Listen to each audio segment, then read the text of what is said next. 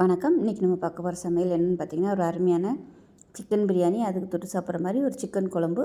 வாங்க எப்படி செய்யலாங்கிறத பார்க்கலாம். இப்போ ஒரு பவுலில் 1/2 கிலோ அளவுக்கு சிக்கன் எடுத்திருக்கேன். இதில் பார்த்திங்கன்னா ஒரு 3 லெக் பீஸ் போட்டிருக்கேன். உங்களோட விருப்பம் தான், லெக் பீஸ் எல்லாமே நீங்கள் சேர்த்துக்கலாம்.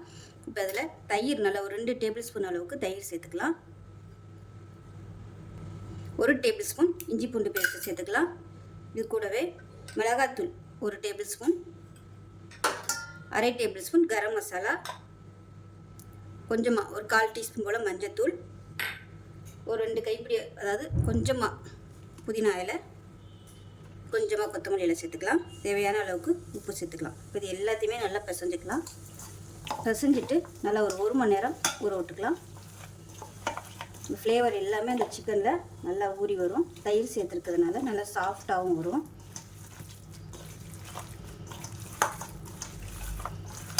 இதை நீங்கள் அப்படியே ஃப்ரிட்ஜில் கூட வச்சிடலாம், இல்லைன்னா வெளியிலேயே வச்சுக்கலாம், ஒன்றுமே பிரச்சனை இல்லை. அவ்வளோதான். இது நல்லா 1 மணி நேரம் ஊறட்டும். இப்போ ஒரு பேன் எடுத்துக்கலாம். 1/4 டீஸ்பூன் போல் மிளகு, 1/4 டீஸ்பூன் சோம்பு, ஒரு சின்னதாக அன்னாச்சிப்பூ, ஒரு 5 கிராம்பு, ஒரு சின்ன துண்டு பட்டை வச்சுருக்கேன். இப்போ இது கூடவே ஒரு ஏலக்காய் சேர்த்துக்கலாம். இது எல்லாத்தையுமே லேசாக வறுத்துக்கலாம். வறுத்துட்டு மிக்ஸி ஜாரில் சேர்த்து நல்லா நைஸாக பொடி பண்ணி எடுத்து வச்சுக்கணும்.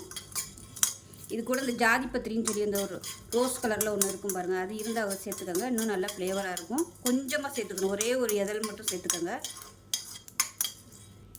இப்போ நல்லா வறுபட்டுருச்சு, வெடிக்க ஆரம்பிக்குது. அமர்த்திட்டு வேறு பிளேட்டுக்கு மாற்றிக்கலாம். மாற்றிட்டு மிக்ஸி ஜாரில் சேர்த்து நல்லா நைஸாக பொடிச்சிட்டு பார்க்கலாம்.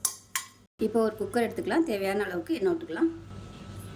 இப்போ எண்ணெய் நல்லா சூடாகிடுச்சு. கரம் மசாலா எல்லாம் சேர்த்துக்கலாம். பிரியாணியில் பட்டை, கிராம்பு, ஏலக்காய், அன்னாச்சிப்பூ, கல்பாசி எல்லாமே சேர்த்துக்கலாம். கூடவே ஒரு கொத்து கருவேப்பிலை சேர்த்துக்கலாம். இப்போ இதில் மீடியம் சைஸாக ஒரு பெரிய வெங்காயம் கட் பண்ணதை சேர்த்துக்கலாம். வெங்காயம் லேசாக வதங்கினதும் ஒரு 5 சின்ன வெங்காயம் மிக்சியில் அடிச்சு வச்சுருக்கேன், அதை சேர்த்துக்கலாம்.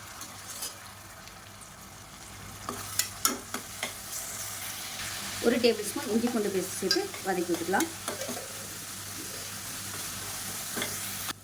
இப்போ இஞ்சி பூண்டு பேஸ்ட் நல்லா வதங்கிடுச்சு. இந்த ஸ்டேஜில் குழம்புத்தூள் சேர்த்துக்கலாம். வீட்டில் அரைச்சி வச்சுருக்கிற குழம்புத்தூள் சேர்த்துக்கோங்க. ஒரு 3 டேபிள் ஸ்பூன் அளவுக்கு சேர்த்துக்கலாம். இப்போ அதை எண்ணெயில் நல்லா வதக்கி விட்டுக்கலாம். நான் ஒரு 1/4 கிலோ அளவுக்கு தான் சிக்கன் சேர்க்குறேன். ஸோ அதுக்கு தகுந்த மாதிரி தான் குழம்பு வைக்கிறேன். இப்போ அதில் 2 தக்காளி மிக்சியில் அடித்து வச்சுருக்கேன், இப்போ சேர்த்துக்கலாம். இது பிரியாணிக்கு தொட்டு சாப்பிட்றதுனால கொஞ்சம் கெட்டியாக இருந்தால் தான் நல்லாயிருக்கும். அதனால் நான் அரைச்சி சேர்த்துருக்கேன் தக்காளியை. இப்போ மிக்ஸியை அரைச்சிட்டு அந்த தண்ணியை சேர்த்துக்கிறேன். இது நல்லா எண்ணெய் பிரிஞ்சு வரணும். இந்த தக்காளி நல்லா மசிஞ்சு இப்போ நல்லா எண்ணெய் பிரிஞ்சு வந்துருச்சு. இந்த ஸ்டேஜில் 1/4 கிலோ அளவுக்கு சிக்கன் சேர்த்துக்கலாம். சேர்த்துட்டு இந்த எண்ணெயிலே நல்லா பரட்டி விட்டுக்கலாம். சிக்கனுக்கு தேவையான உப்பு சேர்த்துக்கலாம். இப்போ இது கூடவே நல்லா 1 டேபிள் ஸ்பூன் அளவுக்கு தயிர் சேர்த்துக்கோங்க. நல்லா டேஸ்ட்டு கொடுக்கும்.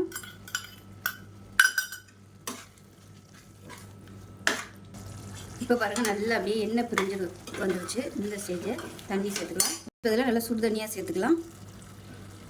கொஞ்சம் திக்காகவே வச்சுக்கோங்க. இல்லை சிக்கனில் இருந்து தண்ணி வரும், அதனால் வைக்கையிலே கொஞ்சம் திக்காக வச்சுக்கோங்க. ஒருவேளை ரொம்ப திக்காக இருந்துச்சுன்னா நம்ம சுடு தண்ணி ஊற்றி கொதிக்க விட்டுக்கலாம். இப்போ நல்லா கலந்து விட்டுட்டு குக்கரை மூடி வச்சிடலாம். குக்கர் மூட போயில கொஞ்சமாக புதினாவும் கொத்தமல்லியும் சேர்த்துக்கலாம். இப்போ குக்கரை மூடி வச்சுட்டு 3 விசில் விட்டுக்கலாம். இது கொஞ்சம் இப்போ சிக்கன் பெருசாக இருக்கிறதுனால 3 வைக்கிறேன், இல்லைன்னா 2 விட்டிங்கன்னா போதும். 3 விசில் விட்டதுக்கப்புறம் பார்க்கலாம்.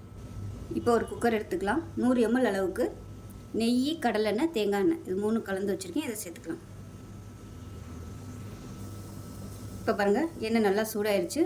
தாளிக்கிற ஐட்டம் சேர்த்துக்கலாம். பிரியாணியில் பட்டை, கிராம்பு, ஏலக்காய் சேர்த்துக்கலாம். இப்போ இதில் பெரிய வெங்காயம் நீளமாக நறுக்குனதை சேர்த்துக்கலாம்.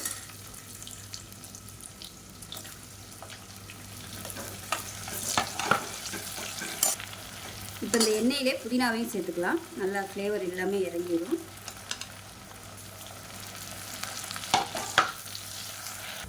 இப்போ வெங்காயம் நல்லா வதங்கிட்டு இருக்கு. நல்லா ஒரு 10 முந்திரி பருப்பு இதோட சேர்த்துக்கலாம்.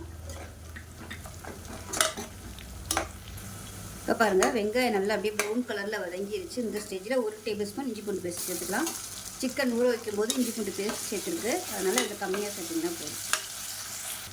3 பச்சை மிளகா தட்டிட்டு வச்சுருக்கேன், அதை சேர்த்துக்கலாம்.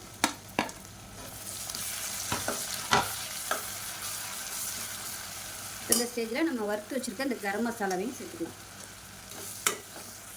இப்போ பொடியாக கட் பண்ணி வச்சுருக்க கொத்தமல்லியில் இதோட சேர்த்துக்கலாம்.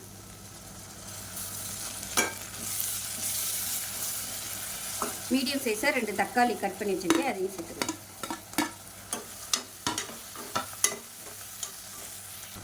இப்போ தக்காளி எல்லாமே நல்லா வதங்கிடுச்சு. இப்போ நம்ம ஊற வச்சு வச்சுருக்க அந்த சிக்கன் அப்படியே சேர்த்துக்கலாம்.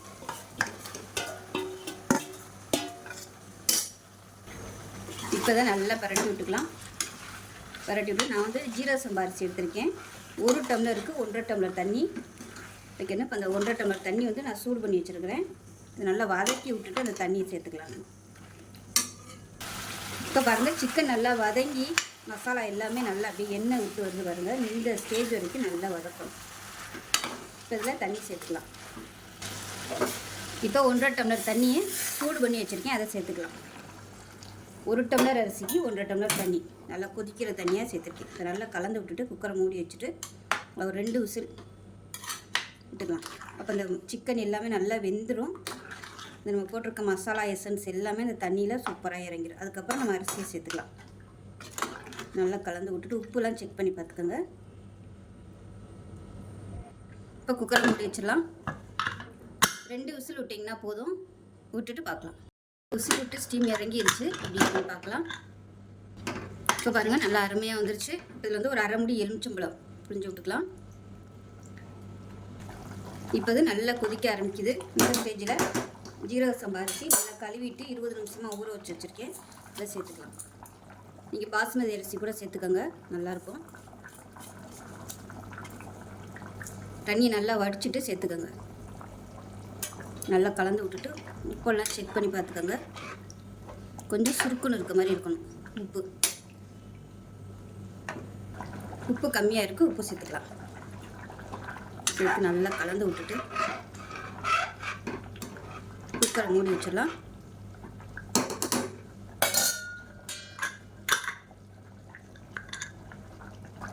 குக்கரை மூடிட்டு நல்லா ஒரு 2 விசில் விட்டுட்டு ஸ்டீம் போனதுக்கப்புறம் பார்க்கலாம்.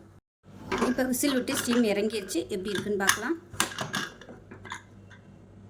பாருங்கள், சூப்பரான பிரியாணி ரெடி ஆயிடுச்சு. நல்லா ஆறுச்சுன்னா நல்லா உதிரி உதிரியாக வந்துடும். அருமையான பிரியாணி ரெடி.